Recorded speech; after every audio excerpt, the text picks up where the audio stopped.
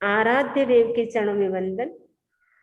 आदरणीय समणी जी, उपस्थित भाइयों तथा बहनों, 10वें कालिक सूत्र का हमारा वाचन चल रहा है। इसके अंतर्गत हमने 9वें चैप्टर की चर्चा कंप्लीट की, 10वें चैप्टर की चर्चा चल रही है। इसमें से भी हमने 15 श्लोकों की चर्चा कंप्लीट की। आज हम 16वें श्लोक से चर्चा प्रारंभ करेंगे। तो सबसे पहले हम श्लोक का उच्चारण करेंगे। ऊहिम्मि अमुच्छ्ये अगिद्धे अन्नाय उञ्छं पुलनिपुलाय कैविक्कय सन्निहियो विरये सब्बसंगावगये यजे स भिक्षु। भिक्षु कौन होता है? ऊहिम्मि अमुच्छ्ये अगिद्धे। ऊहिम्मि का मतलब है उपधि।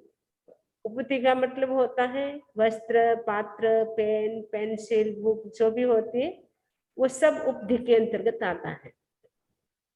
ऊहिम्मि यानी उपधि में, अमुच्छ्ये अमूर्छित।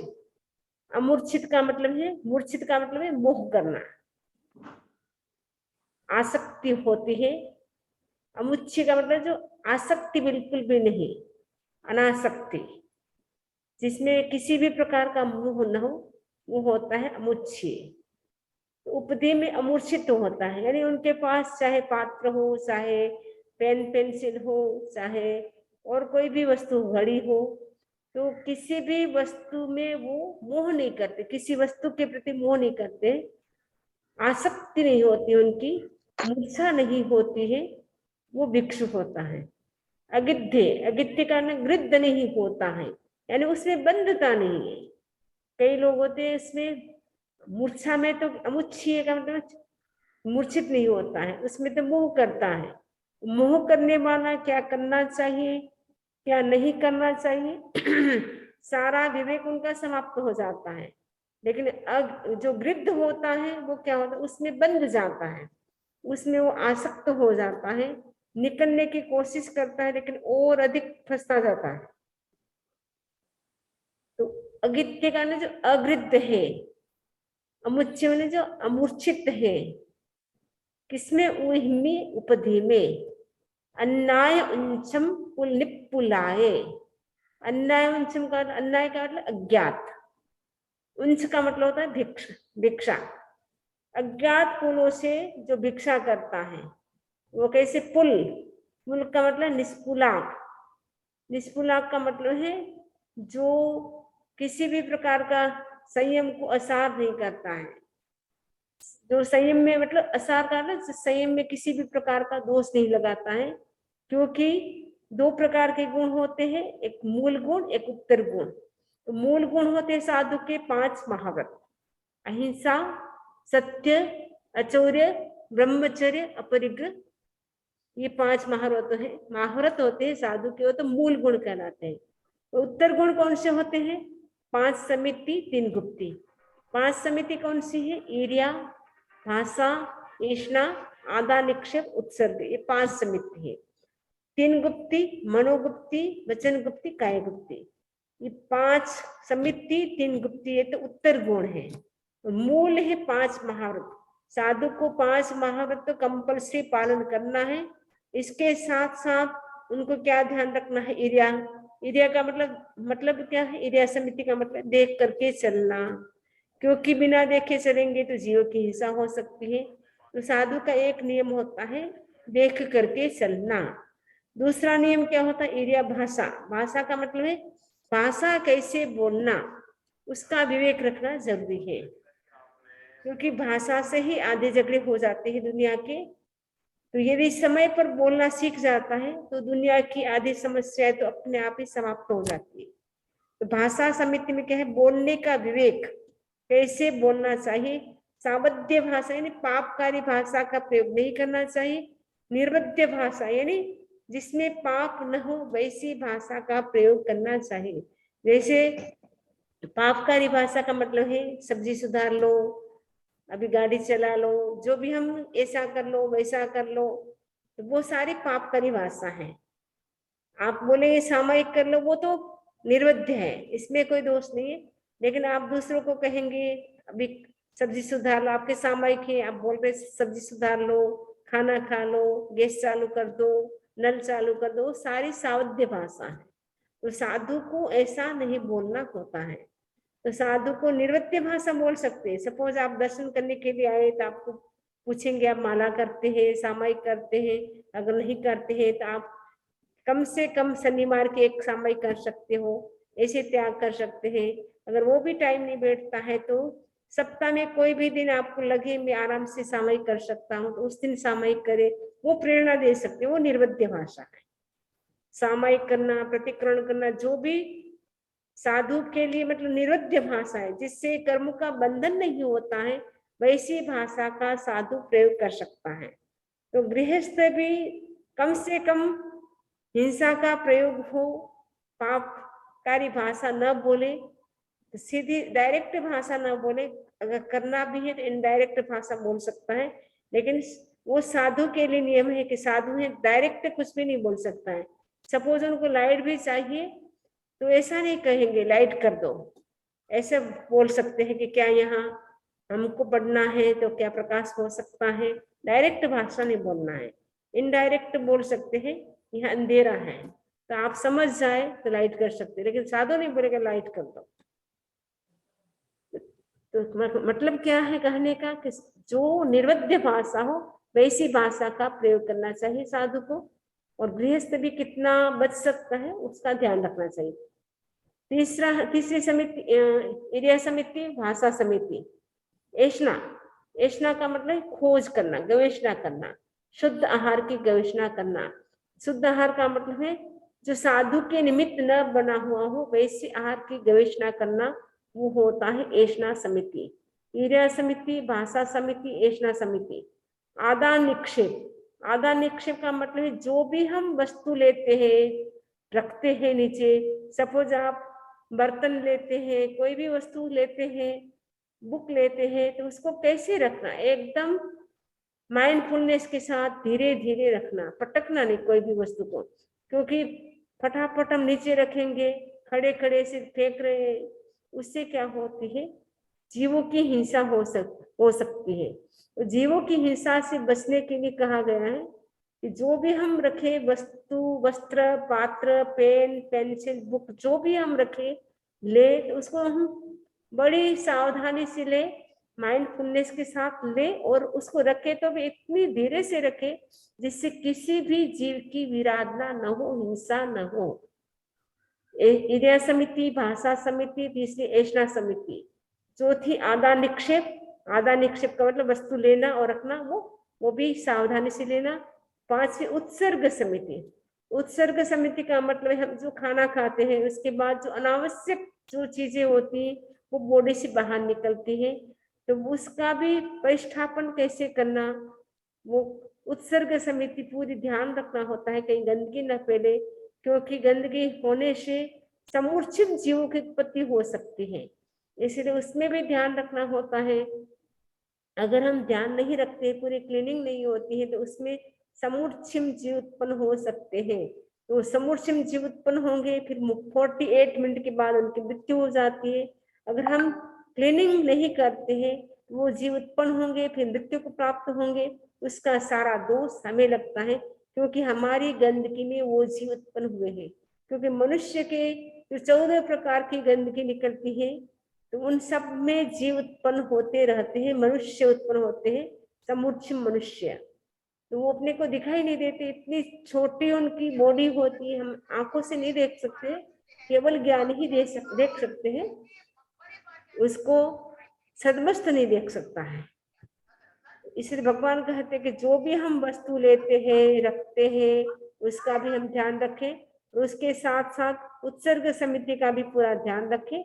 ये 5 समिति है, उनका पालन करना होता है साधु को। ये उत्तर गुण में आते हैं। 3 गुप्ती, मनोगुप्ती, यानी मन का संयम करना, क्योंकि मन हमारा बड़ा चंचल है, एक क्षण में यहाँ है, दूसरे क्षण कहीं भाग जाता है। अभी हम अमेरिका में बैठे हुए हैं, लेकिन मन से हम इंडिया की भी शेयर कर सकते हैं, यूके की भी कर सकते हैं, जर्मनी की, दुबई की, कहीं की भी हम कर सकते हैं। तो मन से भी हम यात्रा कर सकते हैं, मन से हम कर्म का बंधन भी कर सकते हैं। तो उन सब से बचना है। तो मनोगुप्ती, मन का संयम करना। वचन गुप्ती यानी बोलने का संयम करना, आवश्यक बोलना, अनावश्यक न बोलना। मनोगुप्ति, वचन गुप्ति, काय गुप्ति, यानी अनावश्यक शरीर की चेष्टा न करना और अनावश्यक शरीर को हिलाना नहीं। जितना आवश्यक है उतना तो हिलाना पड़ेगा, लेकिन अनावश्यक हम कितना बच सकते हैं शरीर को अनावश्यक न हिलाए। तो ये 5 समिति और 3 गुप्ति वो तो उत्तर गुण है, और 5 महाव्रत वो मूल गुण है। तो साधु क्या करता है, मूल गुण और उत्तर गुण इन सबका अच्छी तरह से पालन करता है। यदि पालन नहीं करता है तो उनका जो संयम जीवन होता है वो कैसा हो जाता है, असार हो जाता है। जैसे आप जो धान होता है, धान की अपतुसी एक तो होती है, भूसी होती है, एक होता है धान। तो भूसी होती है उसका कोई इतना महत्व नहीं होता है, अनाज का महत्व होता है। वैसे ही संयम जीवन का महत्व होता है। उस महत्व को बढ़ाने के लिए उसके साथ साथ 5 समिति 3 गुप्ति का पालन करना होता है। अदरवाइज क्या है, संयम में दोष लग जाता है, फिर संयम एकदम निस्सार हो जाता है, जिसका कोई वैल्यू नहीं होता है। तो संयम में दोष लगने से संयम भी बेकार हो जाता है, निस्सार हो जाता है। और नेक्स्ट बात है क्रय विक्रय। क्रय का मतलब क्रय, क्रय का मतलब खरीदना, विक्रय का मतलब बेचना। तो साधु होता है वो न खरीदी करता है न बेचता है। सन्निहियों, सन्निहियों का संग्रह भी नहीं करता है। जैसे कल मुझे ये वस्तु काम आएगी ऐसा सोच करके वो किसी भी खाने की पीने की वस्तु होती है उनका वो संग्रह भी नहीं करता है। विरेवन उन सबसे वो विरत होता है, उपरत होता है। और सब संगा बगे ये जैस बिक्कू, और सब प्रकार के संग, संग का मतलब जो आसक्ति है उन सबसे वो निर्लेप रहता है, उनसे ऊपर उठता है। जैसे कमल होता है जल में रहता है लेकिन जल से हमेशा ऊपर रहता है, वैसे ही साधु भी क्या करता है, समाज के बीच रहता है, सबके बीच रहता हुआ भी उन किसी व्यक्ति के प्रति या वस्तु के प्रति वो आसक्त नहीं होता है, उन सब से वो ऊपर रहता है। वो अपनी पहचान बनाए रखता है कि मैं साधु हूँ। मन में वो सोचता है मैं भिक्षु हूँ, मैं भिक्षु हूँ, आई एम भिक्षु। तो ऐसा सोच करके वो क्या करता है, किसी के प्रति उनका लगाव नहीं होता, अटैचमेंट नहीं करता है। उनके लिए सब श्रावक श्राविकाएं बराबर होते हैं। अलोल भिक्खू रसेसु गिद्धे उंचम चरे जीवी नाभिकंखे यज्ञम च सत्कारण पूर्णम च चेठियप्पा अणिहे जेस भिक्खु। अलोल भिक्खु, भिक्षु कौन होता है, अलोल, अलोल का मतलब जो लोलुप नहीं है, खाने पीने में आसक्त नहीं है। रसेसु गिद्धे, और जो रसों में आसक्त नहीं है। रस का मतलब होता है जो टेस्टी टेस्टी वस्तु होती है उसमें आसक्त नहीं है। उंचम चरे जीवी नाभिकंखे, जो उंचचारी यानी अज्ञात कुलों से थोड़ी थोड़ी भिक्षा लेता है, कोई जान पहचान नहीं, उन घरों से वो भी क्या करता है, थोड़ी थोड़ी भिक्षा लेता है, वह भिक्षु होता है। नेक्स्ट है इद्यम च सत्कारण पूर्णम च, इद्यम ने रिद्धि, सत्कार का मतलब सत्कार, पूर्ण में पूजा का जो चय में छोड़ता है, यानी उनको न रिद्धि की इच्छा होती है ना मेरा सत्कार हो, सत्कार की भी वो भावना नहीं रखते हैं। पूर्ण माने पूजा की भी वो इच्छा नहीं करते हैं, मेरा पूजा हो, मेरा रिस्पेक्ट हो, मेरा सत्कार करे, मुझे रिद्धि सिद्धि सम्मान मिले, वो उनके भीतर कोई भावना नहीं होती। ठियप्पा जो स्थित आत्मा है, उन्हें स्थिर रहते हैं।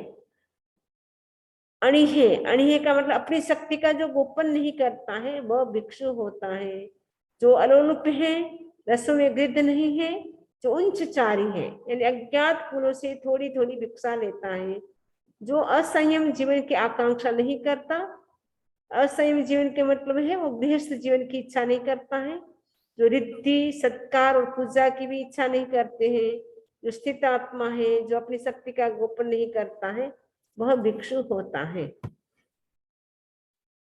नेक्स्ट है न परम वैज्जास्य अयम कुशीले जेनन्न कुप्पे जनतम वैज्जा जानीय पत्तेयम पुण्य पावम ताणम न समुक्कसे जे भिक्षु।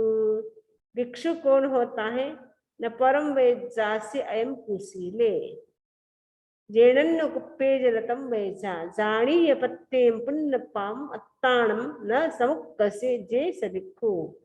पत्तेयम पुण्य पावम, प्रत्येक व्यक्ति का पुण्य यानी पुण्य, पावन पाप, प्रत्येक व्यक्ति का पुण्य पाप क्या होता है, अलग अलग होता है। हम संसार में देखते हैं कोई सुखी है, कोई दुखी है, कोई अमीर है, कोई गरीब है, कोई गोरा है, कोई काला है, कोई लंबा है, कोई टिंगना है। क्या आपने कभी चिंतन किया इसके पीछे क्या रीजन है? इसके पीछे रीजन है व्यक्ति का अपना अपना पुण्य, अपना अपना पाप। जिस व्यक्ति का जैसा पुण्य होता है उसके अनुसार सब प्रकार की फैसिलिटी मिलती है। जिस व्यक्ति की पाप का उदय होता है उसको कुछ भी साधन सुविधा साधन नहीं मिलता है, फैसिलिटी नहीं मिलती है। तो एक बच्चे का जन्म पुअर कुल में हो जाता है, उसका अपना ऐसा कर्म है, ऐसे पाप किए हैं पूर्व जन्म में, जिसके कारण उसको ऐसा परिवार मिल जाता है पुअर, जो घर में न खाने की व्यवस्था है न रहने की व्यवस्था है, वैसे कुल में उत्पन्न हो जाता है। एक बच्चे का ऐसा जन्म होता है, ऐसे रिच फैमिली में जन्म होता है, जन्मते ही बंगला तैयार, इतना बड़ा गाड़ी तैयार, सब कुछ फैसिलिटी होती है, क्योंकि पूर्व में उसने अच्छा काम किया है, पुण्य किए हैं, जिसके कारण वर्तमान में सब प्रकार की फैसिलिटी मिलती है। एक ही साथ दो बच्चों का जन्म होता है, एक का पुअर कुल में होता है, एक का रिच फैमिली में होता है। उसका कारण क्या है? व्यक्ति का अपना पुण्य और पाप है। तो पुण्य पाप का सारा खेल है। वर्तमान में हम सब देखते हैं, पुण्य पाप का खेल देखते हैं। एक व्यक्ति कितना ही मेहनत करता है फिर भी उसको नहीं मिलता है। एक व्यक्ति बस घर बैठे फोन से बस थोड़ा सा बात करता है, लाखों रुपया कमा लेता है। एक एक दिन में वो कितने रुपए कमा लेता है?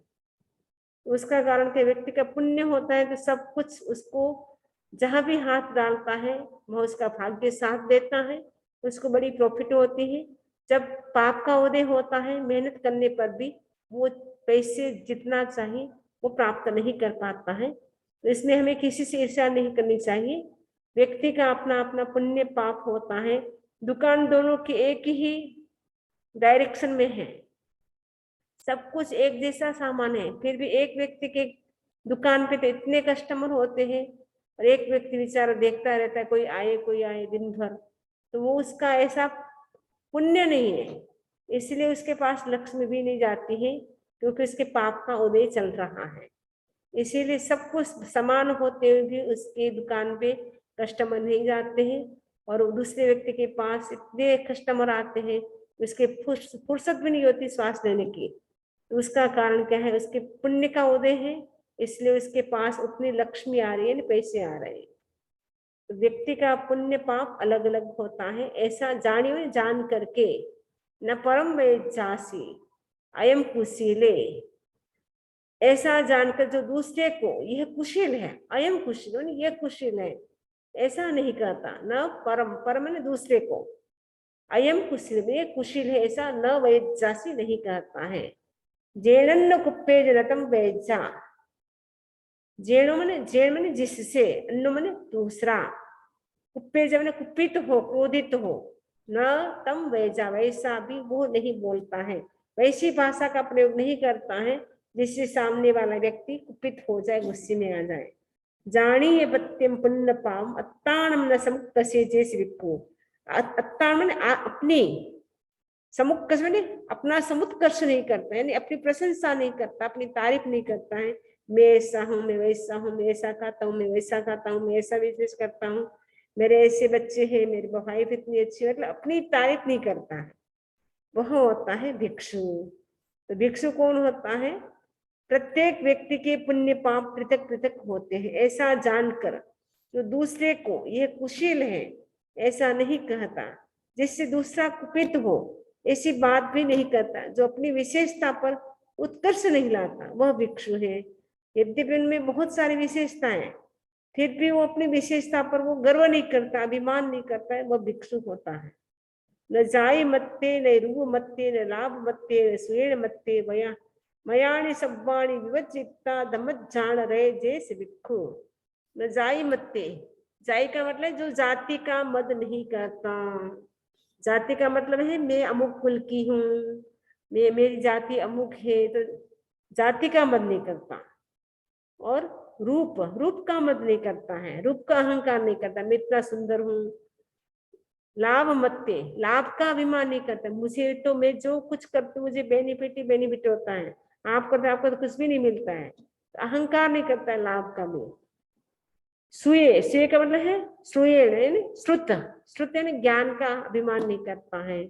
मयाणी मैंने मद, सब वाणी सभी मदों को विभजितता छोड़ करके नमत जान रहे जैसे भिक्षु, जो धर्म ध्यान में रत रहता है वह भिक्षु होता है।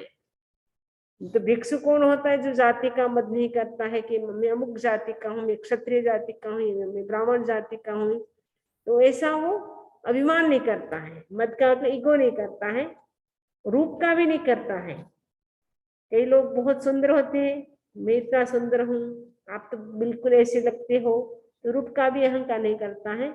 तो शास्त्र में आता है एग्जाम्पल सभी के, किसने किसका मद किया, जिसके कारण उनको क्या गति हुई, क्योंकि जिसका हम मद करते हैं वो चीज हमें भविष्य में नहीं मिलती है। तो जैन तत्व विद्या का एक बोल है, तो इसमें मैंने पूरी डिटेल से यूट्यूब में डाल रखा है वीडियो, अगर पूरा एक एक मद का सुनना हो, 8 प्रकार के जो मद है उनका मैंने पूरा डिटेल से डाला है। तो जाति का मद किसने किया, रूप का मद किसने किया, श्रुत का मद किसने किया, पूरी स्टोरी के साथ उसमें डाल रखा है। अभी मैं इसकी चर्चा नहीं करूंगी, अभी केवल इतना ही बताती हूँ मैं आपको, जो जाति का मद नहीं करता, जो रूप का मद नहीं करता, जो लाभ का मद नहीं करता, जो श्रुत का मद नहीं करता, जो सब मदों को वर्जिता हुआ ना, छोड़ता हुआ धर्म ध्यान में रत रहता है, वह भिक्षु होता है। तो भिक्षु को क्या करना होता है? धर्म ध्यान करना होता है। बाकी उनको कोई मतलब नहीं कि मेरे पियर पैसे है, मेरे पियर में इतने पैसे है, पियर कैसे मतलब मेरे संसार पक्षी भाई के पास इतनी गाड़ी इतने बंगले हैं, वो साधु होता है, उनको कोई मतलब नहीं, वो तो सब कुछ छोड़ दिया। उनको अभिमान नहीं करना चाहिए, किसी भी प्रकार का अभिमान नहीं करना चाहिए, क्योंकि अभिमान करने से भी हमने पढ़ा था कि अभिमान करने से भी यदि अनंतानुबंधी अभिमान है, ईगो है, तो उससे भी नरक गति का अंश बन सकता है। जैसे अनंतानुबंधी क्रोध होता है, उसमें व्यक्ति की मृत्यु होती है, तो नरक में जा सकता है। वैसे ही अनंतानुबंधी ईगो है, अनंतानुबंधी माया है, लोभ है, उसमें भी व्यक्ति यदि उसमें मृत्यु होती है, उसमें आयुष्य का बंध हो गया, उसमें मृत्यु होती है, तो वो नरक गति में जा सकता है। वो सारा लेवल भी बताए हमने जैन तत्व विद्या में, तो वो भी पूरा वीडियो है, उसको भी आप सुन सकते हैं। कौन सी कसाय में व्यक्ति की कौन सी गति होती है, अनंतानुबंधी कसाय में कौन सी होती है, प्रत्याख्यान कसाय में, प्रत्याख्यान कसाय, संजुलन, 4 प्रकार के कसाय है। कौन से कसाय में व्यक्ति की मृत्यु होती है और वो कौन सी गति को प्राप्त होता है, सारा डिटेल से है। अनंतानुबंधी कसाय है, उसमें व्यक्ति की मृत्यु होती है, नरक गति। अप्रत्याख्यान, उसका उस कसाय के अंदर व्यक्ति के आयुष्य का बंध होता है और उसी में मृत्यु होती है, तो मनुष्य गति में हो सकती है। प्रत्याख्यान आवरण कर्म का उदय नहीं, उसमें तिरंज गति, प्रत्याख्यान आवरण कर्म का उदय है। प्रत्याख्यान आवरण कर्म के प्रभाव से व्यक्ति की देवगति नहीं सॉरी मनुष्य गति। और संजुलन कसाय है, थोड़ा सा कसाय है, अल्प कसाय वाला है, बहुत माइल्ड कसाय वाला है, उसमें व्यक्ति की यदि मृत्यु होती है तो देवगति में जन्म ले सकता है। पूरा डिटेल से डाल रखा है, तो आप सुन सकते हैं इसको भी। तो जो धर्म ध्यान में रत रहता है वो भिक्षु होता है। तो 4 प्रकार के ध्यानों की भी चर्चा की गई है, एक वीडियो ऐसा भी है, आर्त ध्यान, रौद्र ध्यान, धर्म ध्यान, शुक्ल ध्यान, ये 4 प्रकार के ध्यान है। तो 2 प्रकार के ध्यान है वो हमें नहीं करना चाहिए, और धर्म ध्यान और शुक्ल ध्यान में ही हमें रमण करना चाहिए। तो उसको भी आप पूरा चाहे तो सुन सकते हैं। तो भिक्षु कौन होता है? जो धर्म ध्यान में रत रहता है वो भिक्षु होता है। नेक्स्ट है पवे, 2 श्लोक ही पूरा कर लेते हैं। पवे ये अज्जपयम महामुनि धम्मेठ्यो ठावये परम्पि निखम बज्जेज कुशील लिंगम न यावी हस कुहे जैसे भिक्षु। अज्जपयम, अज्जपयम का मतलब है आर्यपद, आर्यपद का मतलब धर्मपद। महामुनि का मतलब महामुनि, पवेन उपदेश करता है, जो महामुनि आर्यपद धर्म पद का उपदेश करता है। दम्मे ठ्यो ठावये परम्पि, दम्मे मैंने धर्म में स्थित होता है, और परम भी दूसरे को भी स्थित करता है, स्वयं भी धर्म में स्थित होता है और दूसरों को भी वो स्थित करता है। निखम वज्जेज कुशील लिंगम, निखम का मतलब निष्क्रमण करता है यानी दीक्षा लेता है, और कुशील लिंग का वो क्या करता है, वर्जन करता है। नहीं आवी हंस कुहे जैस भिक्खु, जो दूसरों को हंसाने के लिए कुतूहल पूर्ण चेष्टा नहीं करता, कुहे में ना कुतूहल पूर्ण चेष्टा नहीं करता है, वह भिक्षु है। ऐसे ऐसे ऐसी चेष्टा करेगा, ऐसा काम करेगा जिससे सामने वाले को हंसी आ जाए, तो वो वैसा काम नहीं करता है, वह भिक्षु होता है। तम देहवासम असूयम असासयम सयाचयनिच्चयप्पा चिंदित्तु जाई मनस्य बंधनम उवे भिक्खु अपुणागमम गैत्तिवे में। तम देहवासम असूयम असासयम, असूयम असुचि, असासयम अशाश्वत, जो हमारा जो शरीर है वो कैसा है, अशुचि से भरा हुआ है, क्योंकि इसकी उत्पत्ति भी अशुचि से हुई है और शरीर में बॉडी में भी अशुचि ही भरी हुई। ये तो चाम ढका हुआ है इसलिए हमें पता नहीं चलता है, वरना हमारे शरीर में क्या है, ब्लड है और मांस है। तो 7 प्रकार की जो धातु होती है, हड्डी, मांस, मज्जा, त्वचा, ये सारी 7 प्रकार की धातुओं से हमारा शरीर बना हुआ है। तो इस शरीर में तो गंदगी भरी हुई है, गंदगी का घर है, लेकिन इस शरीर में अच्छी बात यह है कि इसमें आत्मा विराजमान है, चैतन्य विराजमान है। इस चैतन्य से ही हम मोक्ष को प्राप्त कर सकते हैं। वो ज्ञान दर्शन में हमारा जो आत्मा है वो इसके अंदर विराजमान है, इसीलिए इसका महत्व है, वरना शरीर का कोई महत्व नहीं है। शरीर में तो बहुत अशुचि भरी हुई है, लेकिन इस अशुचिमय शरीर में भी एक अच्छी चीज विराजमान है, वो हमारा ज्ञान दर्शनात्मक आत्मा है, भगवान है। इसीलिए इस शरीर, मनुष्य शरीर का महत्व है। इसलिए इस मनुष्य रूपी शरीर से ही हम भवजल को पार कर सकते हैं, बाकी कोई ऐसा जन्म नहीं जिससे हम संसार सागर को तर सके।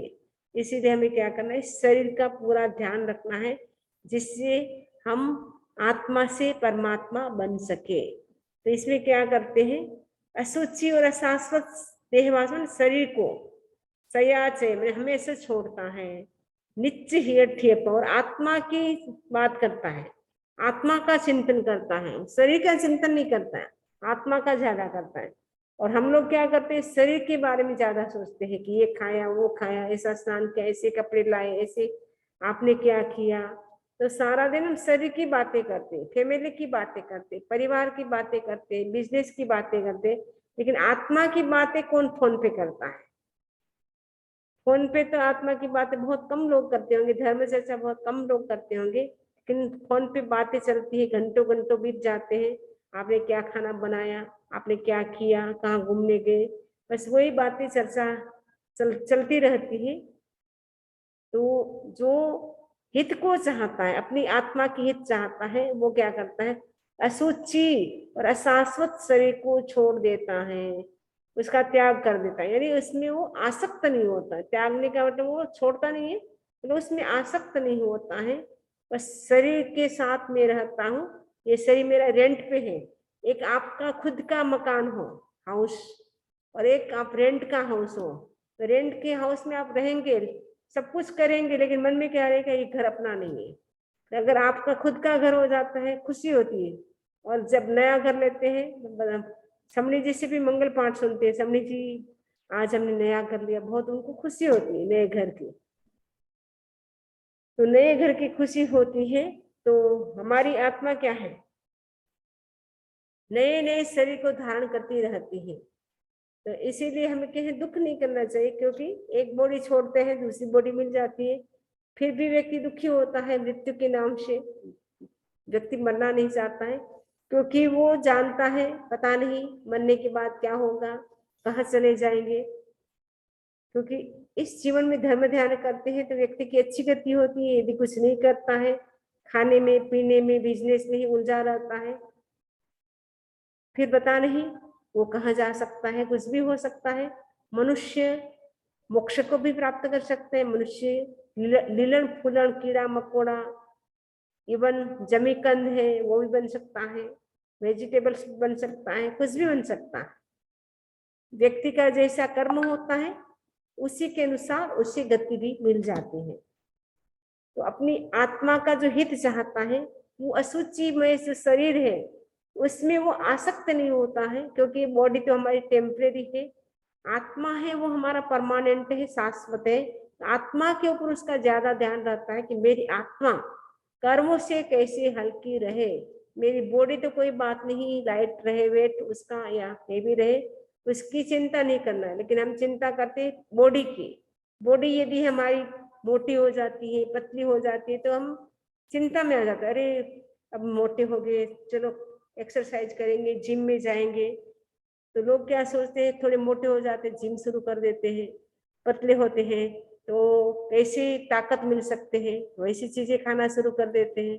यानी सारा ध्यान किसके ऊपर होता है, बॉडी पे होता है, आत्मा पे कम होता है। आत्मा हमारे कर्मों से कितनी भारी हो रही है उसमें तो हमारा ध्यान नहीं है, तो दिन भर हमारा ध्यान बॉडी पे होता है। तो जितना ध्यान हमारा बॉडी के प्रति होगा उतनी गति हमारी ऊंची नहीं होगी, जितना ध्यान हमारा आत्मा पे होगा उतनी हम ऊंचे ऊंचे जाते जाएंगे, यानी अच्छी गति हमें प्राप्त होगी। और बॉडी के प्रति हमारा ध्यान ज्यादा है उससे हमारी गति में भी फर्क हो जाता है। तो जो भी हम त्याग करें, तपस्या करें, एक ही लक्ष्य रहे कि मेरी आत्मा है वो कर्मों से कैसे हल्की बने, उसके लिए मैं ये सब कुछ कर रहा हूँ। सामायिक प्रतिक्रमण, स्वाध्याय, संवर, जो भी मैं आत्मा के लिए कर रहा हूँ, शरीर के लिए नहीं कि मेरा शरीर स्वस्थ रहे, मेरा फिटनेस बना रहे, इसीलिए मैं सब कुछ करता हूँ, ऐसा नहीं। तो हमारी आत्मा है कर्मों से भारी न बने, कर्मों के निर्जरा हो, उसके लिए ये सब मेरा चलता है, वो भाव से करना है, लेकिन शरीर के लिए नहीं करना है। छिंदित जाई मरस बंधन, जाई यानी जन्म, मरण यानी मरण, जन्म मृत्यु के बंधन को छेद डालता है। छिंदित में छेद लेता है, यानी जन्म मरण के बंधनों से हमेशा मुक्त हो जाता है। वे भिक्षु पुनरागमम गति में, और भिक्षु क्या होता है, अपुनरागति, यानी जहां पुनः आगमन नहीं होता, जहां जाके चला गया जीव वहां वापस वहां से आना नहीं होता है, यानी वहां से जीव संसार में नहीं आता है। एक बार यदि मोक्ष हो गया तो हमेशा के लिए वो जन्म मरण से मुक्त बन जाता है। जाई मरस बंधनम छिंदितु, जन्म मरण के बंधन को छेद कर वो क्या करता है, अपुनरागम गति, जहां से जीव वापस संसार में नहीं आता है, इसलिए उसको कहते अपुनरागम गति। अपुनरागम का मतलब पुनः आगमन नहीं होता है, आना नहीं होता है, बस वहीं परमानेंट रहते हैं, वही हमारा परमानेंट हाउस है। ये तो सब यहाँ जो हम रहते हैं वो सब रेंट का है, हमारा अपना नहीं है। तो मोक्ष को वो क्या होता है, वे ही प्राप्त होता है। तो भिक्षु अगर अच्छी तरह से संयम की साधना करता है तो उसी जन्म में मोक्ष प्राप्त कर लेता है, तीर्थंकरों के प्रेजेंस में। और अभी वर्तमान युग जो कलयुग है, इस पंचम काल में कहते हैं कि मोक्ष नहीं मिलता है।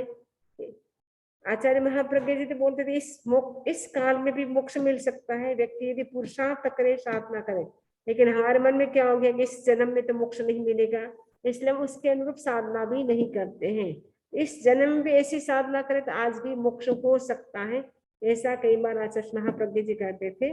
लेकिन हम सोचते हैं कि हमसे नहीं हो सकता है क्योंकि ये कलयुग है, हम ऐसा पालन नहीं कर सकते हैं। ऐसा सोच के व्यक्ति क्या है, थोड़ा उतनी जिस रूप में साधना करनी चाहिए, जिस रूप में चौथे आर्य के साधु साधी साधना करते थे वैसी हम नहीं कर पाते हैं, क्योंकि हमारे मन में क्या है, काल का प्रभाव आ गया है कि अब 5वां आरा चल रहा है, इस जन्म में तो हमारा मोक्ष होना नहीं है।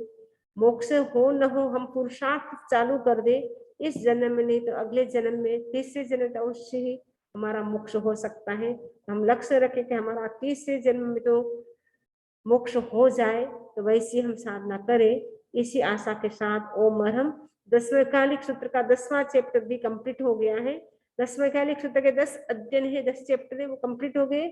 उसके ऊपर 2 चुलिका है, तो जो 2 चुलिका है वो सिमंदर भगवान स्वामी से आई है डायरेक्ट, तो वो सिमंदर भगवान ने इस 2 चुलिकाओं को दिया है, तो 10वें कालिक साथ ऐड कर दिया है, तो वो बहुत ही महत्वपूर्ण चुलिका है।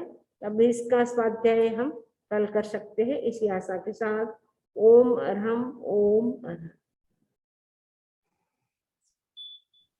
15वीं मेरा